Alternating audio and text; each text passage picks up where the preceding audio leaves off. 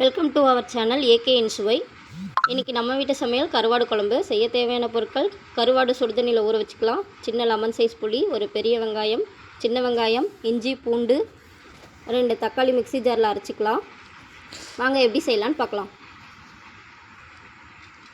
வாணலில் 3 spoon எண்ணெய் ஊற்றிக்கலாம்.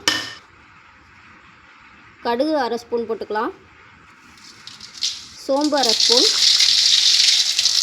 வெந்தயம் அரை ஸ்பூன். பொரிஞ்சதுக்கப்புறம் பெரிய வெங்காயம் சேர்த்துக்கலாம். சின்ன வெங்காயம், பூண்டு, இஞ்சி இடித்து சேர்த்துக்கலாம். நல்லா வதங்கட்டும், கண்ணாடி பதம் வரணும். வதங்கினதுக்கப்புறமா ஒரு பச்சை மிளகாய், கருவேப்பிலை கொஞ்சம் சேர்த்துக்கலாம்.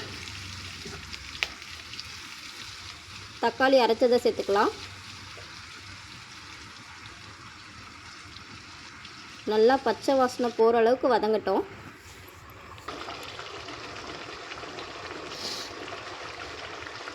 இந்த அளவுக்கு கொதி வரணும். இன்றைக்கி நம்ம வீட்டிலே அரைச்ச குழம்பு மிளகாத்தூள் தான் சேர்க்க போகிறோம். நாங்கள் மஞ்சத்தூள் சேர்க்கலை. மிளகாத்தூள்லேயே மஞ்சள் சேர்த்து அரைச்சிருக்கனால மிளகாத்தூள் சேர்க்கலை. 1 ஸ்பூன் குழம்பு மிளகாத்தூள் சேர்த்துக்கலாம். நீங்கள் தனி மிளகாத்தூள் யூஸ் பண்ணுற மாதிரி இருந்தால் மஞ்சத்தூள் சேர்த்துக்கோங்க. எங்கள் வீட்டில் என் தம்பி கருவாடு குழம்புனா விரும்பி சாப்பிடுவான். உங்களுக்கு யாருக்கெல்லாம் கருவாடு குழம்பு பிடிக்கும்னு கமெண்டில் சொல்லுங்கள். புளி கரைச்சி வச்சதை ஊற்றிக்கலாம். உங்களுக்கு தேவையான அளவு தண்ணி வேணுனாலும் சேர்த்துக்கோங்க.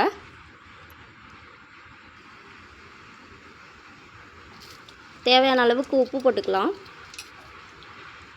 கருவாட்டிலே உப்பு இருக்கனால கம்மியாக சேர்த்துக்கோங்க. நல்லா கொதி வரட்டும். சும்மா சொல்லக்கூடாது, கருவாடு குழம்புனா வீடே மணக்குது. இன்றைக்கி ஜேபி மீன் குழம்பு மசாலா தான் எடுத்திருக்கோம். 2 ஸ்பூன் சேர்த்துக்கலாம்.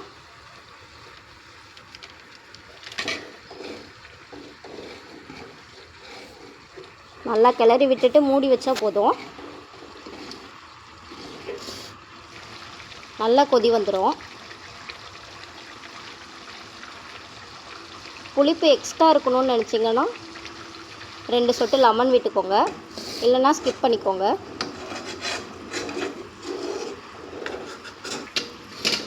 நல்லா கொதி வரட்டும். ஒரு 5 மினிட்ஸ் கழிச்சு எடுத்து பாருங்கள்.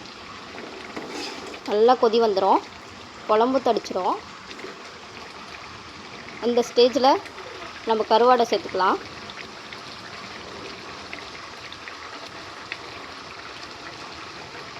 கருவாடை சேர்த்து ஒரு 5 நிமிஷம் கழித்து எடுத்து பாருங்கள். கருவாடு நல்லா வெந்துடும், குழம்பு எண்ணெய் பிரிஞ்சு வந்துடும். அவ்வளோதாங்க, நம்ம வீட்டுக்கு கருவாடு குழம்பு ரெடி ஆயிடுச்சு.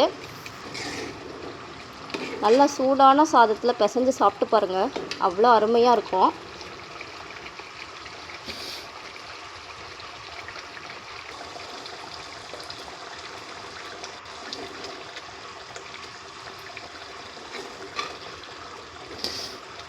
தொடர்ந்து எங்கள் வீடியோ பார்க்கணுன்னா லைக் பண்ணுங்கள், கமெண்ட் பண்ணுங்கள், சப்ஸ்கிரைப் பண்ணுங்கள், ஷேர் பண்ணுங்கள்.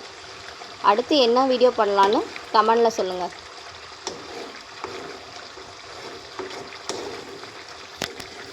இன்க்ரீடியன்ட்ஸ்லாம் டிஸ்கிரிப்ஷனில் கொடுத்துருக்கோம், வாட்ச் பண்ணிக்கோங்க.